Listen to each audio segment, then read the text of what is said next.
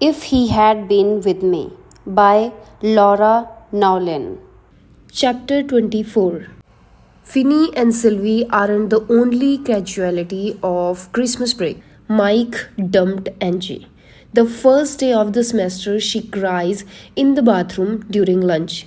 We crowd into the stall with her and hold her hands. He said, I didn't do anything wrong, but it just wasn't working. She says between sobs. What does that mean? That he is an idiot? Sasha says, that's what it means. We nod and she goes back to crying. I look at her face. I had a boyfriend for a few months in 8th grade. His name was Josh, and we held hands in the hallways and talked on the phone every night. He broke up with me suddenly one afternoon, saying he just didn't feel the same anymore. For days, it felt like I had been punched in the stomach. It was like I couldn't breathe, like something had been ripped from my abdomen. The feeling was so distinctive.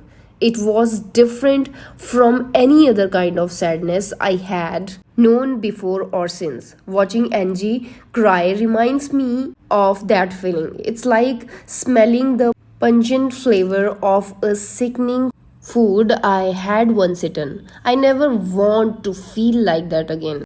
We hug her for a while and head back to our table.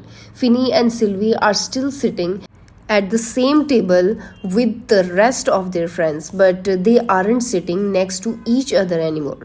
I have an idea of how awkward things must be at the table. This morning at the bus stop, they stood apart from each other and didn't talk once. Finny hung his head and looked at the ground. Sylvie stared coolly down the road, her head held high. I upgraded my fantasy of pulling her hair to pushing her in front of the bus. In Honors English, their group has rearranged so that Finny and Sylvie aren't sitting next to each other anymore. I think about how complicated it would be if one of our couples broke up. It's hard for me to imagine. Brooke and Noah still adore each other. They seem safe. Sasha and Alex are usually happy. I try to picture Jamie and me breaking up. My first reaction is a shocking sense of relief. If Jamie and I broke up, it would mean that he wasn't the great love of my life. I wouldn't have to feel guilty anymore that I sometimes think about being with someone else, wondering if it would be better, maybe even perfect with him. I glance across the classroom. He's looking down, doodling in his notebook and quietly talking to Jack. He's longing for someone else too, someone who isn't me, and love the way it's described in books and poems isn't real. It's immature to long for that. And it's silly to think that with the right person, it would be that. Jimmy takes care of me and he loves me in the real world. It can't be better than that. My second reaction is feeling of fear. I love Jamie, and the idea that love could be so impermanent scares me. Who read the assigned pages over the break? Mr. Laganjan asks, breaking my thoughts. I raise my hand. Most of the others do too. Okay, what did you think about the secret Mr. Rochester had in the attic? Autumn? My hand wasn't up anymore, but I know my answer anyway.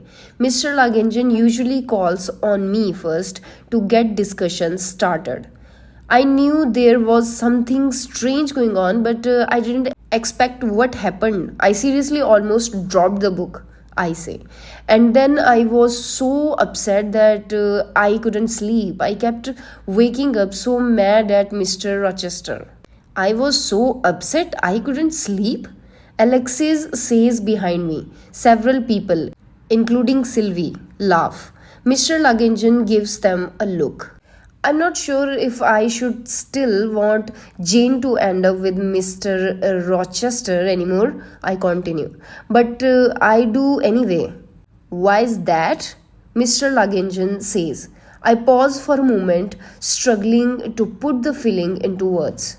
Because everyone always say that you never get over your first love. She loved Mr. Rochester first and she loved him so much. Even if she fell in love again, I think part of her would always be wishing she was still with him. And what is it Mr. Rochester did that upset Autumn so much? Alexis? He says. I look over my shoulder. Alexis flushes and stumbles over her answer. Everyone always says you never get over your first love. I imagine myself with someone else and longing for Jamie, my first love. I take a deep breath and remind myself that will never happen. Jamie says he's going to marry me. Never leave me, I say to Jamie as we walk out of the classroom together. I won't, he promises.